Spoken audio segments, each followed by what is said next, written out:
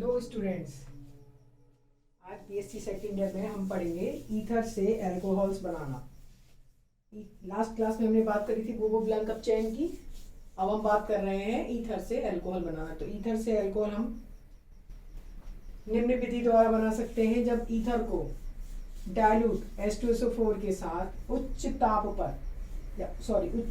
पर गर्म करते हैं तो हमें एल्कोहल्स प्राप्त होते हैं। जैसे हमने लिया है RO डैश, तो हमें कौन सा एल्कोहल मिला है? ROH या R-OH। अब हम एग्जाम्पल में जैसे हमने लिया CH3OC2H5 प्लस H2O, किसकी उपस्थिति में गर्म करना है? डाइल्यूट H2SO4 के साथ। तो हमें क्या मिलेगा? CH3OH plus C2H5OH।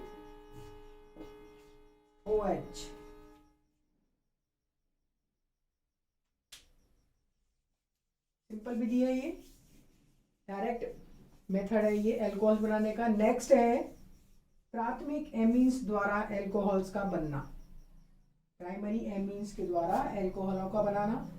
Aliphatic primary amines को जब नाइट्रस अम्ल, एलिफेटिक हमने बोला है प्राइमरी एमीन से, नेक्स्ट विधि है प्राइमरी एमीन से एल्कोहल्स का बनाना। प्राइमरी एमीन्स में एल्कोहल को बनाने के लिए हम बोल रहे हैं जब एलिफेटिक प्राथमिक एमीन की जब नाइट्रस अम्ल के साथ अभिक्रिया करवाते हैं तो उत्पाद के मिश्रण में एल्कोहल मुख्य उत्पाद के रूप में बनता है। अब सबसे पहले नाइट्रस अम्ल क्या होता है? नाइट्रस अम्ल हम बनाते हैं NaNO2 तथा HCl की अभिक्रिया से। NaNO2 तथा HCl की अभिक्रिया से हमें नाइट्रस अम्ल प्राप्त होता है। NaNO2 चलिए एक्वस प्लस HCl, इनकी अभिक्रिया से हमें क्या मिलता है? नाइट्रस अम्ल NaCl plus HNO2।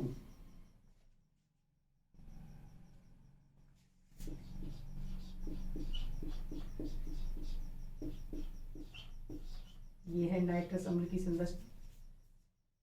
NaNO2 plus HCl, aqueous NaNO2 plus HCl की अभिक्रिया से हमें क्या मिला है? नाइट्रस अम्ल। इसका नाम लिख देना, क्या है ये?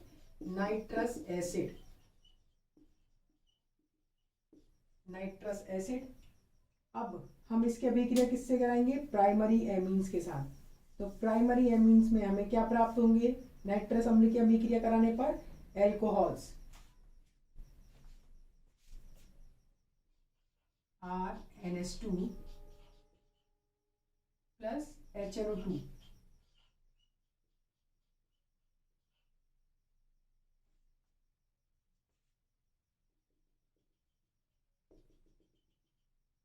बस लगा लेना।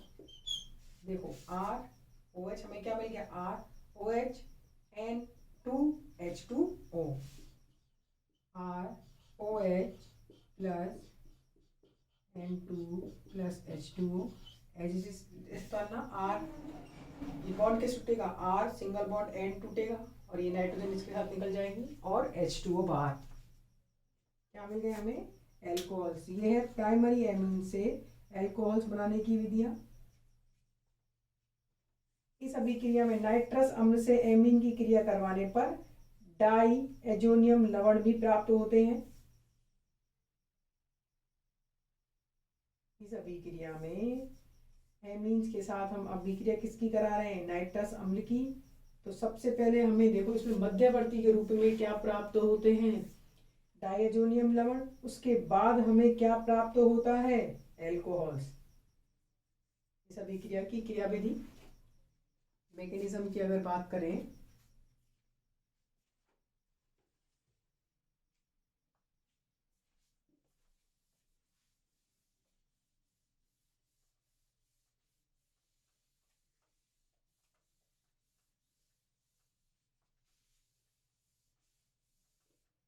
हम बात कर रहे हैं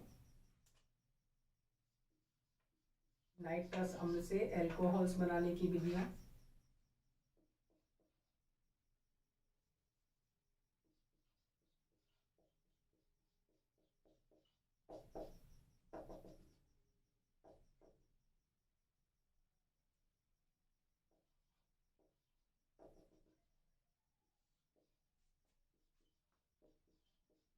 ये अभिक्रिया भी हमने लिखी थी।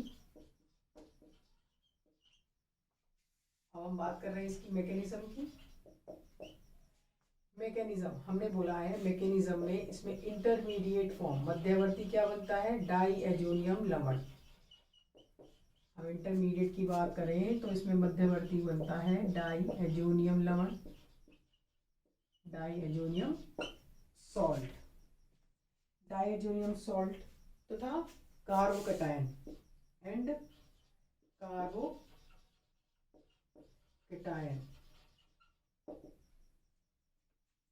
डाइजोनियम सॉल्ट इंटरमीडिएट नहीं होते, इसमें बनता है कार्बोकैटायन इंटरमीडिएट। डाइजोनियम सॉल्ट से क्या बनेगा, कार्बोकैटायन। और हम स्टेबल कार्बोकैटायन से क्या बनाते हैं, उत्पाद। इस अभिक्रिया में नाइट्रस अम्ल से एमीन की क्रिया कराने पर हमें डाइएजोनियम लवण प्राप्त होता है।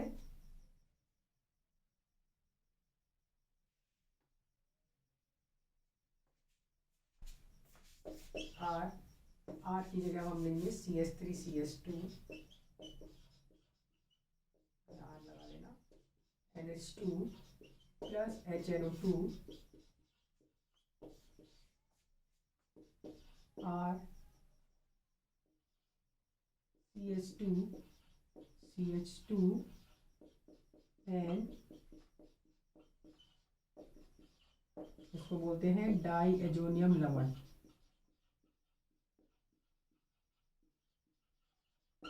डाईएजोनियम लवण और साथ में क्या निकल जाता है, H2O, 2 mole of H2O।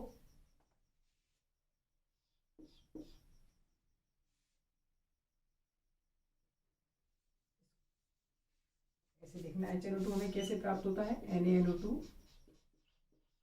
Plus HCl से।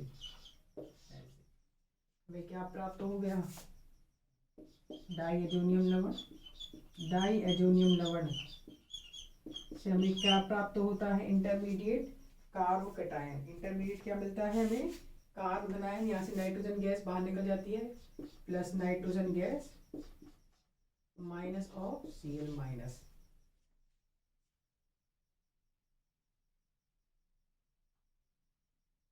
अब इस कार्बोकैटायन मध्यवर्ती कार्बोनायन से हम अलग अलग परिस्थितियों में अलग अलग उत्पाद बना सकते हैं। जैसे अगर इसकी अभिक्रिया हमने H2O से करा दी तो हमें अल्कोहल्स प्राप्त हो जाएंगे। अगर इसमें से हमने H प्लस निकाल दिया तो हमें क्या मिल जाएंगी, एल्कीन्स मिल जाएंगी। देखो अभी हम क्या बात कर, किसकी बात कर रहे हैं, इंटरमीडिएट क्या फॉर्म हुआ है, कार्बोकैटायन, कार्बोधनायन। हम जानते हैं कार्बोधनायन अलग अलग परिस्थितियों में अलग अलग उत्पाद बनाता है। जैसे अगर इसकी अभिक्रिया हमने वाटर से कराई तो वाटर क्या करता है, कैसे टूटता है, H प्लस OH माइनस। तो H प्लस OH माइनस किससे जुड़ जाएगा, RCH2। CH2 प्लस से मतलब कार्बोनायन से, OH माइनस हमें क्या मिल गए, एल्कोहल्स। अगर इसमें से हम एक H प्लस निकाल दें, अगर यहाँ से हम एक H प्लस निकालेंगे तो कहाँ से निकालेंगे, इस जगह से, यहाँ तो ऑलरेडी 9 है तो यहाँ से क्या निकालेंगे, एक और H, यहाँ से H प्लस की फॉर्म में जाएगा तो इस पे क्या जाएगा, माइनस, और ये माइनस और प्लस मिलके क्या बना देते हैं, बंध। तो हमें क्या प्राप्त हो जाएगी, एल्कीन। क्या प्राप्त हो जाएगी हमें, एल्कीन। अब इधर देखो, नेक्स्ट एक विक्रिया है रीअरेंजमेंट, पुनर्विन्यास।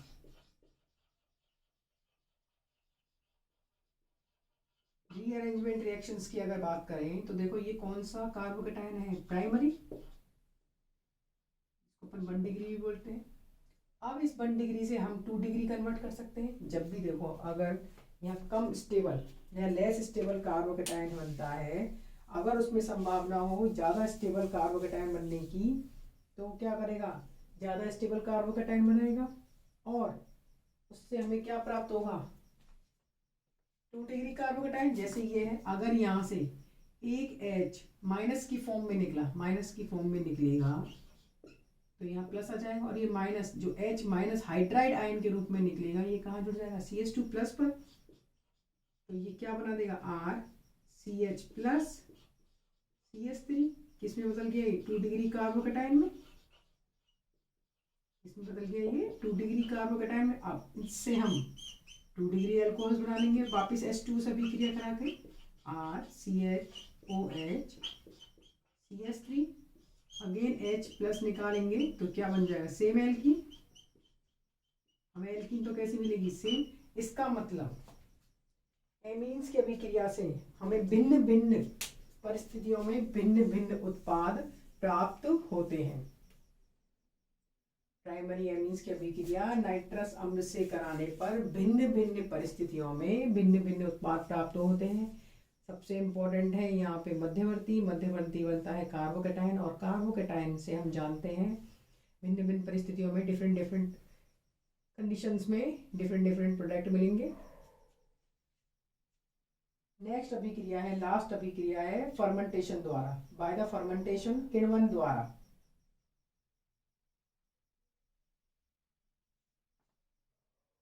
इसको आप नोट डाउन कर सकते हैं, वेरी इंपॉर्टेंट रिएक्शन।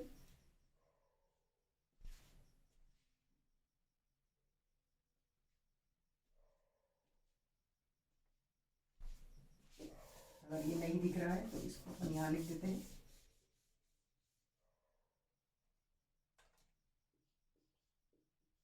वापिस H2 से तो क्या बना लेगा, ये 2 डिग्री अल्कोहल्स, 2 डिग्री अल्कोहल। और अगर H प्लस निकालेंगे तो वापिस से क्या बन जाएगा, ये एल्कीन्स। हमने नेक्स्ट बोला है लास्ट अभिक्रिया है बाय द फर्मेंटेशन, किण्वन विधि द्वारा। और ये किण्वन विधि जो है एल्कोहल्स बनाने की सबसे प्राचीनतम विधि है।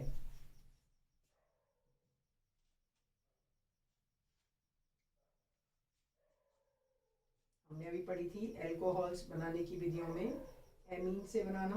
प्राइमरी एमीन्स की अभिक्रिया जब नाइट्रस अम्ल के साथ करवाई जाती है तो उत्पाद के मिश्रण में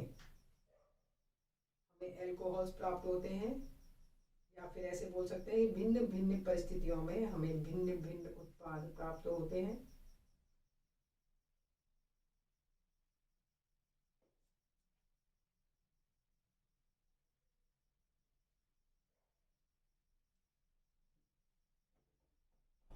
नेक्स्ट लिखो, फर्मेंटेशन द्वारा, किण्वन विधि द्वारा।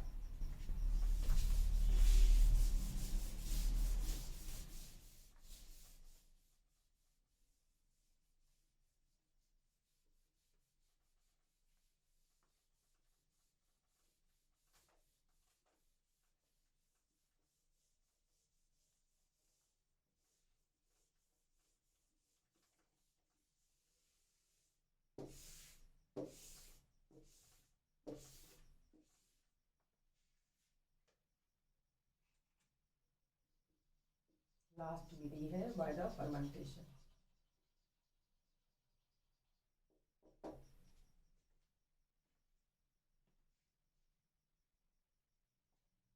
फर्मेंटेशन में हमने क्या बोला है, this is the oldest method,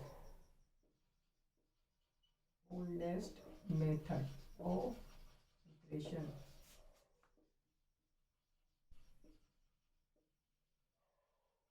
oldest method of preparation, सबसे प्राचीनतम विधि है। इस विधि में हम सूक्ष्म जीवाणुओं की उपस्थिति में शर्करा जो गन्ने के रस से प्राप्त होती है उससे किण्वन द्वारा एल्कोहल का निर्माण करते हैं। तो हम लेंगे इसमें स्टार्च या ग्लूकोज। देखो स्टार्च से इन्वर्टेज एंजाइम की उपस्थिति में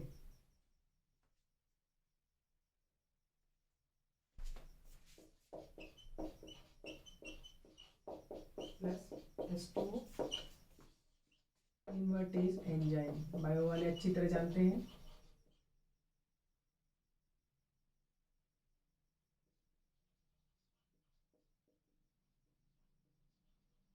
इन्वर्टेज एंजाइम की उपस्थिति में ग्लूकोज तथा फ्रक्टोज प्राप्त होते हैं। C6H12O6, यही फॉर्मूला ग्लूकोज का है और यही फॉर्मूला फ्रक्टोज का है, लेकिन हम जानते हैं ग्लूकोज और फ्रक्टोज में एक फर्क होता है, एक में कीटोनिक ग्रुप होता है। अब हमें क्या मिल गया, ग्लूकोज प्लस फ्रक्टोज का मिश्रण। स्टार्च से हमने क्या बना दिया, इन्वर्टेज एंजाइम की उपस्थिति में ग्लूकोज और फ्रक्टोज। अब ये ग्लूकोजाइमेज एंजाइम की उपस्थिति में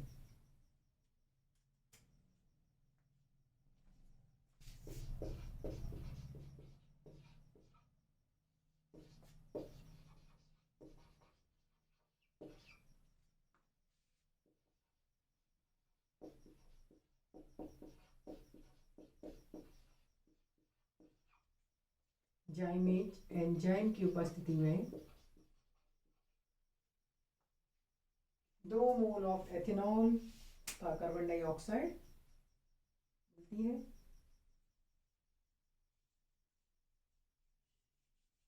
इसमें प्राप्त एथेनॉल को ग्रीन एल्कोहल्स भी कहा जाता है। इसमें प्राप्त एल्कोहल को क्या कहा जाता है, ग्रीन एल्कोहल भी कहा जाता है।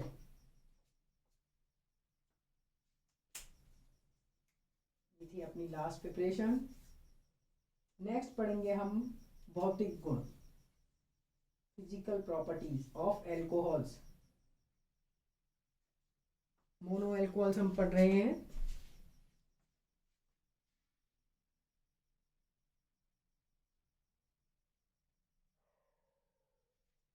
नेक्स्ट पढ़ेंगे, तो स्टार्च से हमने क्या बनाया है, glucose plus fructose invertase enzyme की उपस्थिति में, देन ग्लूकोज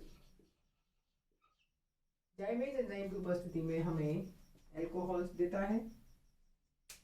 नेक्स्ट है फिजिकल प्रॉपर्टीज ऑफ एल्कोहल्स।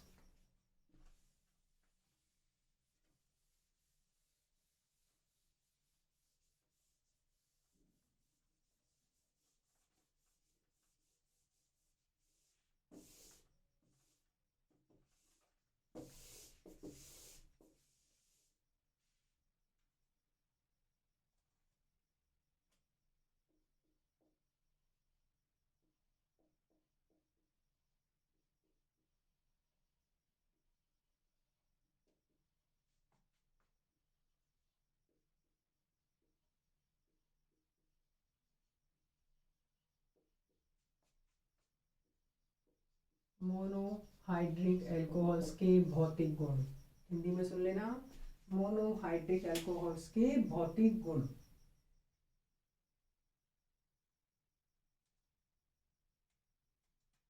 सबसे पहला पॉइंट है, सारे मोनोहाइड्रिक एल्कोहल्स कलरलेस,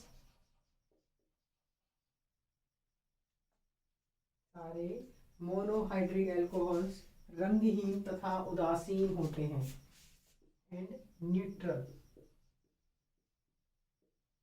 सभी मोनोहाइड्रिक एल्कोहल्स रंगहीन तथा उदासीन होते हैं। निम्नतर एल्कोहल्स तीखे स्वाद वाले, गंधे युक्त बाष्पशील होते हैं, और उच्चतर एल्कोहल्स मोम के समान होते हैं।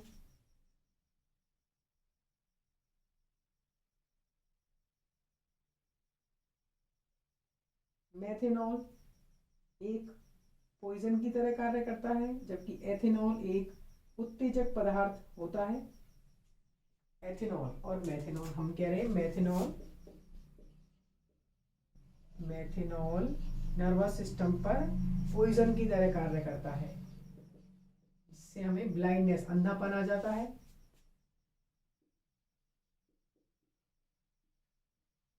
इसको थोड़ी मात्रा में लेने पर हमें अंधापन। अब बात करें एथेनॉल की। देखो एथेनॉल मतलब दारू, जो भी ड्रिंक होते हैं, जो भी दारू बोलते हैं जिसको, वो क्या है, एथेनॉल। तो एथेनॉल क्या हो गई, उत्तेजक। हमने क्या बोला है, एथेनॉल क्या होती है? एक उत्तेजक या स्टिमुलेट। पीने वाले हमेशा कैसे हो जाते हैं? मदहोश। वो क्या करते हैं? उत्तेजक, और जिससे अपने को क्या आती है? बेहोशी। जिससे क्या आती है? बेहोशी। नेक्स्ट पॉइंट है अणुभार बनने के साथ इनका क्वथनांक बढ़ता है। और एक ही प्रकार के अल्कोहल में श्रृंखला बढ़ने पर क्वथनांक का मान कम हो जाता है। हम बात कर रहे हैं बॉइलिंग पॉइंट की। किसकी बात कर रहे हैं? Boiling point. नेक्स्ट लिखना।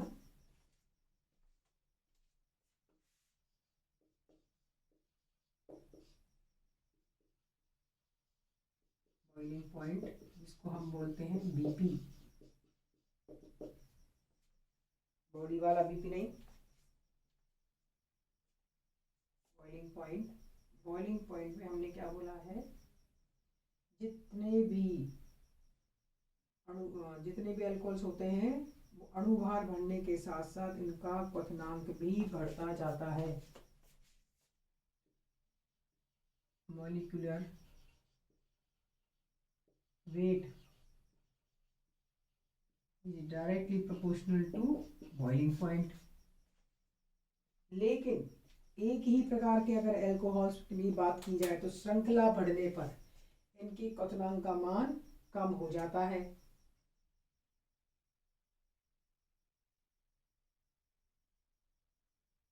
एक ही प्रकार के एल्कोहल्स होने पर, सेम मॉलिक्यूलर वेट होने पर, अगर सेम मॉलिक्यूलर वेट है तो ब्रांचेस बढ़ने के साथ साथ, शाखाएं बढ़ने के साथ साथ बॉइलिंग पॉइंट कम होता जाता है। बहुत इंपॉर्टेंट पॉइंट है, इनको लिखते हैं हम।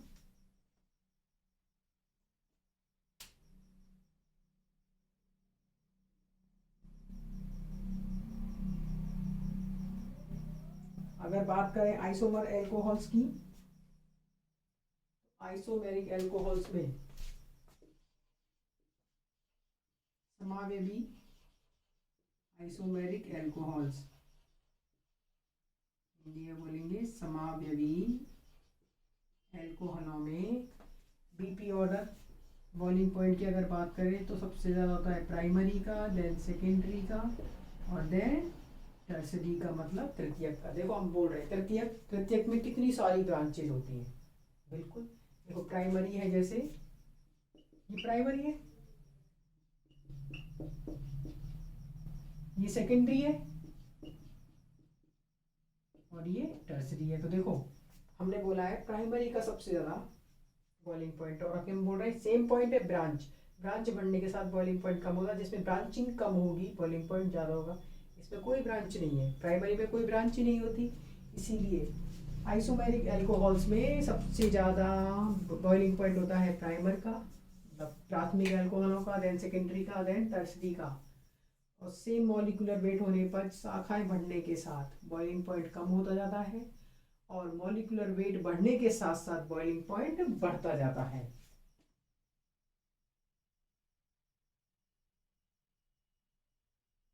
नेक्स्ट पॉइंट लिख लेना इसमें, एल्कोहलों का बॉइलिंग पॉइंट तथा मेल्टिंग पॉइंट समकक्ष हाइड्रोकार्बन, हैलोजन युक्त एल्केन्स और ईथर की अपेक्षा अधिक होता है। और अणुभार बढ़ने के साथ साथ, हम देखो इसको सबको डिस्क्राइब करेंगे हाइड्रोजन बॉन्डिंग से, अभी केवल लिख लो। अगर हम बात करें मेल्टिंग पॉइंट की, नेक्स्ट पॉइंट है मेल्टिंग पॉइंट। तो मेल्टिंग पॉइंट अणुभार बढ़ने के साथ घटता है।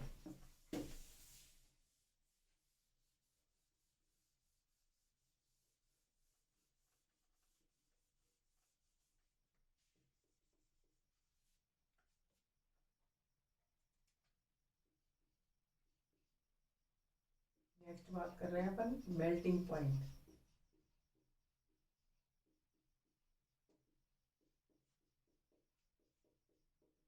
जो कि मॉलिक्यूलर वेट बढ़ने के साथ साथ घटता जाता है। जिसको हम हाइड्रोजन बॉन्डिंग से डिस्क्राइब करेंगे।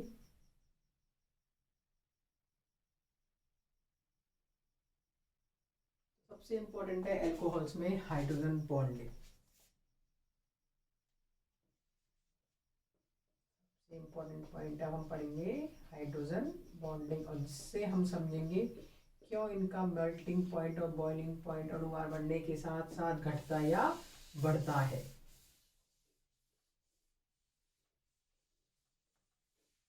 ये हम नेक्स्ट क्लास में पढ़ेंगे। नेक्स्ट क्लास में पढ़ेंगे हम हाइड्रोजन बॉन्डिंग। तब तक सुरक्षित रहिए, मास्क का उपयोग करिए। धन्यवाद।